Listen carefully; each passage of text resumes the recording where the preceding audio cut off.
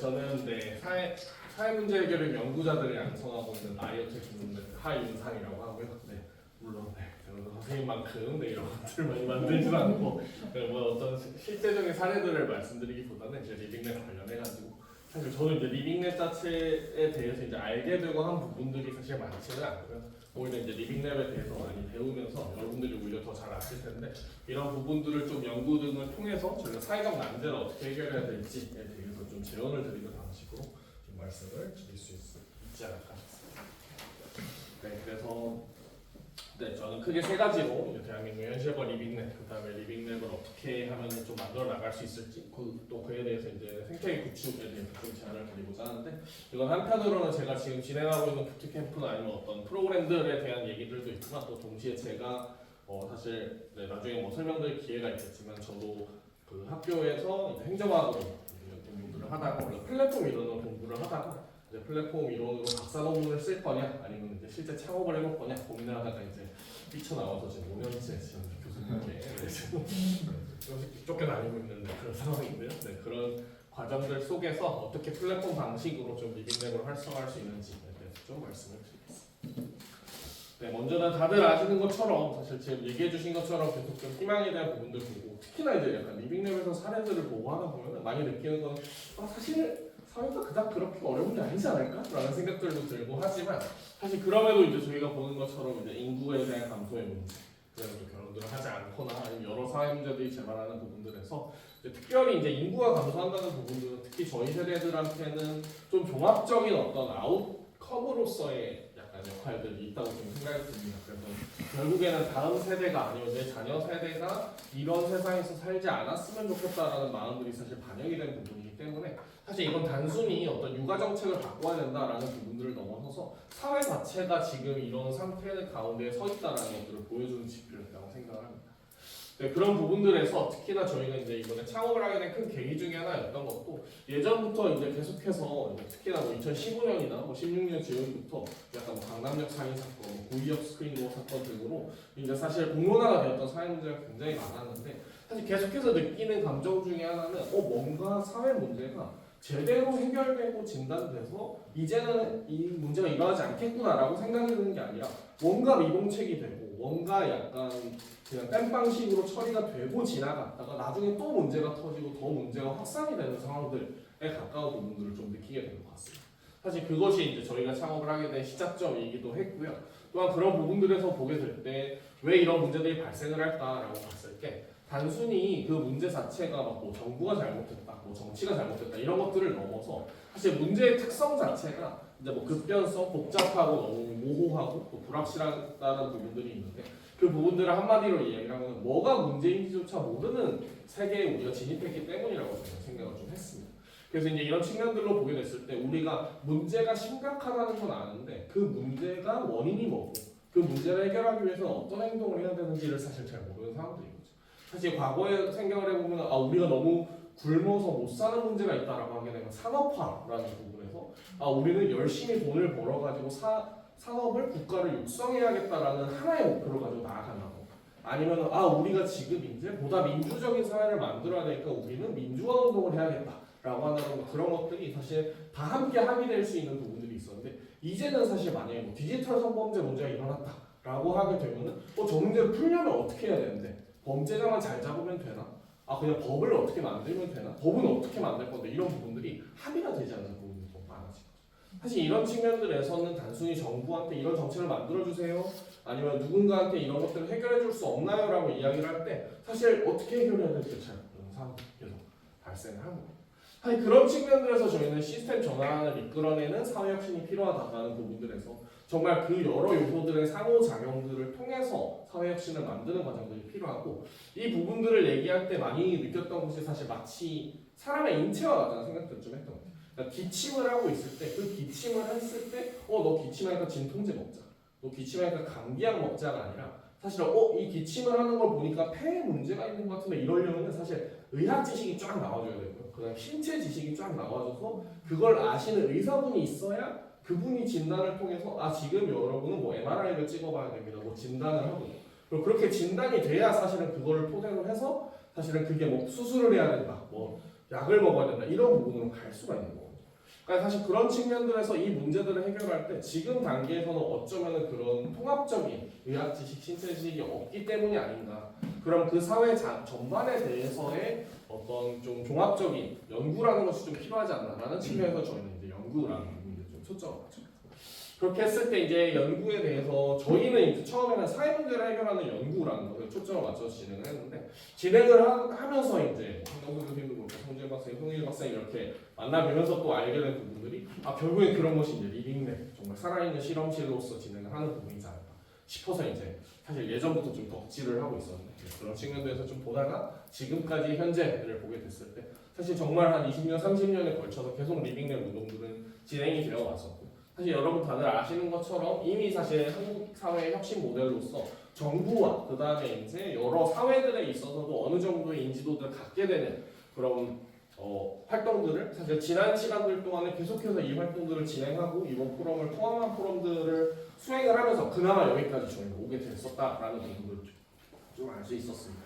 또 그런 부분들뿐만 아니라 특히나 이제 우리나라에서의 리빙랩의 특성은 약간 과학기술계에서 좀 시작이 된 측면들이 있었는데 이런 것들이 이제 사회 조직, 사회 혁신 쪽과도 이제 연계들이 되면서 보다 종합적으로 이제 한국 사회에서 나아갈 장이 준비가 되어 있었고 그다음에 더 나아가지고는 이제 계속해서 그 리빙랩 관련해서 활동들이 축적이 되면서 그에 대한 뭐 길잡이나 가이드북 등이 나오는 지식들도 축적이 된다라는 부분들을 보면서 사실 그 부분들을 보게 될 때 결국에는 사실 이제 이 측면들이 약간 이제 판이 어느 정도 깔린 시기가 아닌가. 그러니까 약간 뭐랄까 정부에서의 인지도도 그렇고 같이 함께 할 수 있는 사람들이 모이는 측면도 그렇고 그다음에 말씀드렸던 어떤 지식들이 어느 정도 축적되는 것에서 사실 이 리빙랩이라는 방식 자체가 사실은 사회적 난제를 해결할 수 있는 도약점 앞에 서 있는 것이 아닌가라는 부분으로서 좀 시대적인 진단들을 해봤던 것 같습니다. 그렇게 될 때 리빙랩이 가지고 있는 진짜 가능성이 뭐냐라는 부분들을 어쩌면 이제 제가 아직 리빙랩계에 좀 들어오지 얼마 안 된 입장에서 일종의 외부인의 입장으로서의 그 잠재력들을 확인을 해봤을 때는요. 먼저 첫 번째로는 혁신 공간으로서의 리빙랩입니다. 그래서 이제 이런 부분들에서는 단순히 이제 아까도 얘기해 주셨듯이 뭐 그런 연구자나 산업 단지에서만 끝나는 것이 아니라 뭐 시민들, 연구자들, 그다음 정부 기관들, 그다음 현장에 있는 분들과 지식이 있는 분들이 다 함께 모이는 곳이기도 하고 특히나 이런 부분에서 정말 중요한 것은 그것이 수평적으로 합의가 된다는 측면이에요. 조직의 측면에서 수평적으로 합의를 하면서 그렇게 혁신 거버넌스를 가지고서 이것들을 만들어 나간다는 측면에서의 굉장한 잠재력이 있다고 볼 수 있고요. 또한 동시에 이제 이것을 진행하는 방식이 이제 단순히 그냥 뭐 한 번 리빙랩을 하고 끝난다라는 측면들이 아니라 리빙랩의 과정들 속에서 문제를 발굴해 가지고 그걸 정의를 하고 솔루션을 만들고 솔루션에서 다음 솔루션으로 넘어가는 정말 말 그대로 반복적으로 활동하면서 발전해 나갈 수 있는 문제 해결형 조직으로서의 가능성이 있다라는 부분들을 좀 봤던 것 같습니다. 마지막으로 사실 이제 정부 혁신의 최전선이라는 측면이 있습니다. 사실 사회 문제를 해결한다. 많은 활동들을 한다라고 하게 됐을 때 결국에는 많이 고민을 하게 되는 측면이 어떤 예산의 문제라든가 아니면 어떤 그런 권한의 문제라는 부분들이 큰 것 같아요. 근데 그런 측면에서 굉장히 많이 경험들을 하는 게 약간 저희가 또 알기로는 사실 정부라는 것이야말로 사회 문제를 해결하는 가장 거대한 솔루션이고 가장 전통적인 솔루션 중에 하나거든요.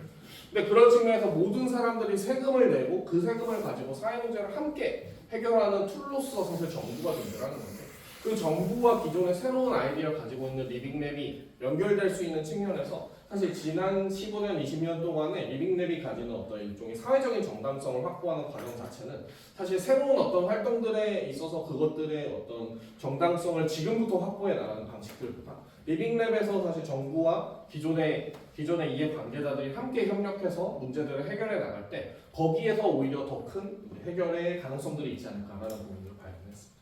그래서 저는 이제 감히 이야기를 하자면은 사회적 난제에 대한 돌파구가 마련된 사실 리빙랩 방식으로 나오는 것이 시작점이지 않을까.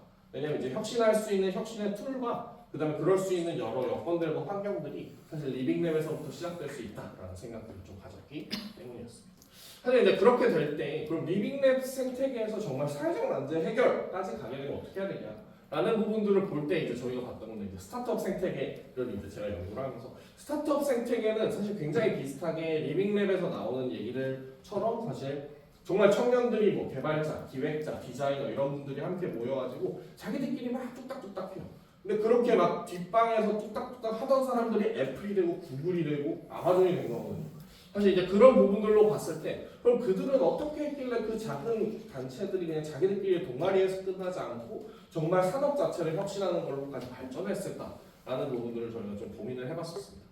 그래서 이제 그런 측면에서 사실 그게 단순히 미국에서만이 뭐 문제가 아니라 정말 자동차 산업을 아예 혁신하는 뭐 테슬라라던가 아니면 지금 이제 이마트보다도 더 이제 매출을 따라잡는 쿠팡이라든가 이제 이런 측면들에서 산업 자체를 혁신할 정도로의 이제 비전들을 가지고 있는 부분을 봤는데요. 이 부분에서 이제 먼저 한 가지를 말씀을 드리고 싶은 것은 사실상 우리가 어떤 사회혁신 활동을 한다, 그다음에 이제 사회문제 해결 활동을 한다라고 할 때 문제를 아예 해결해버려야겠다 정도의 미션을 가질 정도의 담대함 자체가 우리한테 필요하지 않나 생각들었어요. 여기서 이들이 계속 꿈꿨던 거는 자기들은 골방에서 작게 시작한다고 생각하지만 그들이 단순히 우리 서로 좋으라고 할 거야 해서 끝나는 게 아니라 우리는 자동차 산업을 전기 자동차로 바꿔야 돼. 우리는 정말 저렇게 불편한 요소들을 가지고 있는 시장을 정말 우리가 디지털화해서 바꿔야 되라는 미션을 가지고서 여기까지 나온 거거든요. 근데 사실은 결국에는 제가 뒤에서 말씀드린 여러 기술이나 여러 얘기들을 하더라도 꿈의 크기를 저희가 제한을 해버리면 그 크기까지밖에 사실 성장을 못합니다. 그런 측면들에서 사실 스타트업 섹터에서 배울 만한 부분들은 정말로 우리가 문제를 해결하는 데까지의 미션을 설정하고 있는가에 대한 부분들을 우리는 좀 생각해봐야 되지 않나라는 것들을 좀 한 가지 고민이 있었고요. 그렇게 될 때 이런 측면들로 얘기가 나왔고 그 다음에 또 여기에서 나오는 이제 에자일 방식에서 이야기하는 게 사실 이쪽에서 얘기를 하는 게 우리 자동차를 만들어야지 라고 하게 되면 한 5년 정도 자동차 기술을 배워서 3년에 걸쳐서 자동차를 만드는 그런 방식으로 진행이 되는 게 아니라 사람들한테 탈 것이 필요할 것 같은데 라고 하면 이제 빠르게 스케이트보드부터 만들어. 그래서 스케이트보드를 탔더니 이 사람들이 이런 것들에 대해서 좀 도움들이 되는 건데 그러면은 그 다음으로 킥보드를 만들어보고 자전거를 만들어보고 하면서 이제 자동차까지 발전이 되는 방식입니다. 이런 부분들이 특히나 이제 메이커 스페이스라는 부분들에서 연결들이 될 수 있는 게 사실 작은 것들은 아이디어 자체를 구상하는 게 훨씬 더 빨라질 수 있는 환경이 되거든요. 3D 프린터도 그렇고 그다음에 다른 여러 분들과의 이제 협력들이 된다는 측면에서 사실 작게나마 아이디어들을 시도해보고 그 시도된 아이디어들을 계속해서 발전시켜 나가는 방식으로 진행이 되는 것이 사실 스타트업 생태계에서도 내용들이 진행되는 방식이었는데 이제 그런 방식들을 리빙랩에서도 이제 도입들을 할 수 있다면 충분히 이제 그 리빙랩 자체가 스케일업이 될 수 있는 역할들이 있다라는 부분들을 말씀을 드릴 수 있을 것 같습니다. 그 다음에 이제 마지막으로 그런 측면들로 봤을 때 결국에는 이게 리빙랩 자체가 너무 좋다. 그 다음에 이제 그런 메이커 스페이스를 하는 사람들이 그런 사람들도 준비되고 그런 아이디어들이 준비됐다라고 했을 때 사실 사회는 어떤 일을 해줘야 되냐라고 하게 되면은 스타트업 생태계에서는 결국에는 그 생태계를 만들고서 생태계라는 단어 자체가 처음에 씨앗에서부터 말 그대로 이제 맨 마지막에 이제 성공을 해가지고 완전히 엑시스하는 전 단계들에 대해서 단계들을 설정하고 그 단계들에 맞는 지원 체계들을 해주는 거예요. 그러니까 마치 농사로 치면 농부의 역할입니다. 씨앗을 심어놨다고 내가 1년 후에 왔는데 갑자기 벼가 되어 있지 않잖아요. 그러니까 씨앗을 심고서 어느 단계가 됐을 때는 물을 줘야 되고 어느 단계에서는 비를 막아줘야 되고 이런 측면들이 있는 것처럼 사실은 그런 리빙랩이나 메이커스페이스 등에서 이제 이 친구들이 이런 미션을 가지고 일을 하고자 하는구나라고 하면 사실은 단계별로 우리가 이것들을 지원을 해주고 더 나아가가지고 그게 단순히 이제 동아리 단계를 넘어서서 뭐 매출을 낸다거나 문제를 해결해서 예산을 따온다거나라고 하게 되면 그 다음 단계들까지 어떻게 지원을 해줄 거냐라는 지원책들에 대해서 고민을 해봐야 되지 않을까라는 부분들을 말씀을 드립니다. 네. 근데 이게 비즈니스는 사실 그 산업에 있어서 매출을 극대화한다라는 측면에서 어쩌면 비즈니스가 만약에 2차원이라면은 사회 혁신은 뭐가 옳은 거지? 그 다음에 사회를 더 낫게 만드는 게 뭐지라는 가치에 대한 측면을 고민한다는 측면에서 어쩌면 더 3차원이어서 더 많이 어려운 일일 수밖에 없을 것 같습니다. 사실 그럼에도 불구하고 사실 사회혁신에서 3차원적인 일을 정말 그 생태계 차원에서 만들어낼 수 있으면 사실 그 측면에서는 오히려 그 비즈니스 생태계에서 산업이 혁신된 것보다 훨씬 더 큰 임팩트가 이 안에서 일어날 수 있다고 생각하는 거죠. 우리는 뭐 쿠팡이나 아니면 뭐 배달의 민족이나 이런 것들, 그 다음에 뭐 저희가 카카오 택시 이런 것들 하면서 조금 더 편리해졌지만 사실 리빙랩 생태계가 만들어지거나 사회문제 해결 생태계가 만들어지게 되면은 저희가 생각했을 때는 정부가 해결하지 못하는 문제들을 완전히 해결할 수 있는 사람들, 그 다음에 사람들도 단순히 공무원 시험을 준비하는 것이 아니라 정말 사회혁신가로서의 창업의 길을 갈 수 있는 그런 세상들을 만들 수 있지 않을까라는 부분들을 좀 생각을 해봤습니다. 그럼 그렇게 됐을 때 이제 어떤 부분들에 대해서 좀 재현을 할 수 있을까라고 생각을 해봤을 때 그런 측면들에서 사실 이미 리빙랩에서는 리빙랩이 가지고 있는 가장 큰 요소 중에 하나는 리빙랩의 일종의 인프라적 요소들을 먼저 간다해주고 있다. 사실 여러 예산들과 또 여러 지자체들, 여러 지역의 대학들과 함께 이미 리빙랩들을 많이 해봤고 그다음 거기에서 많은 인원들이 들어오고 있는 부분들을 볼 수 있는데 거기서 이제 나올 때 먼저는 이야기해야 되는 것이 첫 번째로 제가 아까 말씀드렸던 것처럼 어떤 소셜 미션을 달성하기 위한 리빙랩을 할 것이라는 부분인 것 같아요. 그러니까 단순히 리빙랩 한 번 한 번을 한다 해서 끝나는 게 아니라 오히려 리빙랩들을 연계를 함으로써 이제 그 문제를 해결해 나가는 것이고 아시는 분들은 아시겠지만 그 지금 토스라고 하게 되는 이제 굉장히 인터넷 은행으로서 거대하게 된 부분들은 기본 8번째 창업을 하셔가지고 이게 진행이 되고 물론 이분이 처음부터 은행에 대해서 생각을 하는 건 아니지만 처음 7번을 실패를 하면서 정말로 필요한 사업이 뭐지라고 했을 때 사실 이제 송금 중개 서비스를 하게 되고 그 송금 중개 서비스를 통해서 발전을 시킨 거예요. 그러니까 7번 정도는 해봐야 사실은 거기에서의 경험들을 바탕으로 성공을 할 수 있는데 사실 그 7번을 해도 괜찮은 환경이 조성되지 않으면 그러면 사실 7번까지 가기가 어렵고 그런 미션을 달성할 수 있는 경험들이 축적되기 어려워요. 그래서 이제 그런 측면들에서 이제 미션 기반으로서 리빙랩들이 어떤 말 그대로 내러티브나 스토리를 가지고서 계속 리빙랩들이 될 수 있는 환경이 굉장히 좀 중요하다라고 좀 말씀을 드릴 수 있을 것 같고요. 네, 그리고 이제 두 번째로 저희가 좀 제안드리는 부분들은 이제 보통 리빙랩이나 아니면 이제 메이커스페이스에서 많이들 쓰는 게 디자인 띵킹 방법. 디자인 띵킹 방법은 사실은 창의적인 솔루션을 현장에서부터 공감해서 만들어낸다는 측면에서 굉장히 또 좋지만 그거와 함께 같이 가져야 되는 부분들이 뭐냐면 사실 증거 기반, 데이터 기반의 접근이에요. 그래서 이제 실제로 그러한 거에 대해서 측정을 하고 특정한 내용들에 대해서 검증을 하고 검증한 것들을 바탕으로 그거를 일반화하는 과정들이 이제 사실 두 개가 약간 반대와 같아 보이지만 그게 두 개가 균형이 이루어지게 될 때 사회적 난제들에 대해서 왜냐면 이제 여기에서 나오게 된 그 증거들은 이제 디자인 기반의 접근에서 보다 창의적인 솔루션이 나오지만 이제 증거 기반에서 그 창의적인 솔루션이 검증이 되면 다른 데에서도 일반화를 할 수 있는 가능성이 생깁니다. 그러니까 그런 측면들에서 저희가 해나가는 방식들에서 디자인 띵킹을 넘어서 가지고 기존의 어떤 학술적인 방식을 통해서 어떤 데이터들을 검증을 한다던가 특히나 이제 요새는 데이터 분석이나 이런 것들이 굉장히 발달을 하면서 데이터들을 수집을 하고 그걸 분석들을 해내면 되고요. 특히나 저희가 요새 쓰는 거는 데이터 분석 하는데 챗GPT한테 물어봐가지고 이 데이터 넣고 이거 이렇게 분석해서 알아서 분석 다 해주고 그런 기반들도 더 많아지는 상황이기 때문에 데이터 기반의 리빙랩이 된다라는 부분들이 필요하다라고 말씀을 드리고 마지막으로 아까 말씀드렸듯이 그 리빙랩이 단회적에서 끝나는 것이 아니라 그 단회적인 걸 넘어서서 그거 자체가 생애주기를 가질 수 있도록 그거 자체가 정말 문제를 해결하는 스케일로까지 커질 수 있도록 만들어지는 것이 굉장히 중요하다라고 좀 말씀을 드릴 수 있을 것 같습니다. 그래서 이제 그런 측면에서 저희가 이제 만들어 보았던 이제 총 4가지의 이제 방식은 이제 모듈이랑 데이터베이스, 커뮤니티, 프로그램이라는 측면인데요. 그래서 이제 과연 그러면 리빙랩이라는 방식 자체를 어떤 식으로 구성을 하게 될까에 대해서 저희가 좀 고민을 하고 진행을 해봤습니다. 그래서 이제 그런 단계별로 만드는 부분들에 대해서 어떻게 만들어지고 있는지에 대해서 좀 말씀을 드리고자 합니다. 먼저 첫 번째로는 이제 12주로서 사임대결 연구 리빙랩 프로그램에 대해서 좀 말씀을 드립니다. 그래서 저희는 이제 연구 리빙랩이라고 이야기를 한 거는 이제 사실 여기 실용식 연구 리빙랩이라고 말씀을 드렸죠. 여기서랑 조금 개념이 다를 수도 있을 것 같은데 저희가 많이 보는 부분들은 사실은 리빙랩을 진행을 한다고 했을 때 문제 정의에 대한 부분과 솔루션에 대한 부분들이 사실 많이 있어요. 근데 정말로 문제를 제대로 해결하기 위해서는 저희가 생각했을 때 솔루션을 만들기에 앞서서 바로 솔루션부터 생각을 하는 것이 아니라 문제가 정말 구조가 어떻고 맥락이 어떻지에 대한 부분들을 좀 더 잘 연구하는 그런 이제 별도의 리빙랩, 지금의 이제 문제 기획 리빙랩이라고도 이제 이야기가 되고 있는 문제 측면에 대한 리빙랩을 여러 번 돌려보는 것이 필요하다는 생각이 들었어요. 그래서 문제 자체에 대해서 그 문제의 구조가 어떤지 맥락이 어떤지에 대해서 보고 그 다음에 그 내용들 자체를 사실 이제 단계별로 저희가 만약에 12주 과정이라고 하면은 그 12주 과정을 진행할 때 제일 많이 고민이 되는 거는 결국에는 그 주차별로 어떤 데이터들을 수집을 하는데 그거 자체를 다른 사람들한테 전달시킬 만한 지식으로 만들기가 굉장히 어렵습니다. 그래서 저희가 이제 만드는 방식은 12주 동안의 각각의 미션들을 드리면서 그 미션들을 수행을 하면은 미션을 통해서 나온 어떤 일종의 한 문단 같은 그 문단이 보고서의 한 챕터가 되는 거죠. 네. 그래서 12주가 끝나면은 12챕터로 만들어진 보고서가 자연스럽게 생산이 될 수 있는 방식으로 좀 설계들을 진행을 하고 있고요. 그다음에 다음으로 이제 그런 방식으로 해서 정황을 분석하고 구조를 분석하고 맥락을 분석해서 이제 보고서를 작성하는 여러 과정들 속에서 이 과정들 속에서 만들어진 각각의 챕터들이 이 전체 횡적으로 봤을 때는 하나의 보고서가 되지만요. 또 이제 종적으로 봤을 때는 정황 분석, 우리는 디지털 성범죄의 정황을 분석할 거야라고 하면은 다음 리빙랩이 디지털 성범죄를 분석할 때 이전 리빙랩의 챕터를 사실 참고를 할 수가 있어요. 이 방식은 이제 저희가 만들어낸 방식도 아니고 사실 어차피 학계에서 이미 쓰이는 방식입니다. 왜냐면 어떤 논문을 봤을 때 그 논문의 선행 연구가 뭔지를 적는 란이 다 있거든요.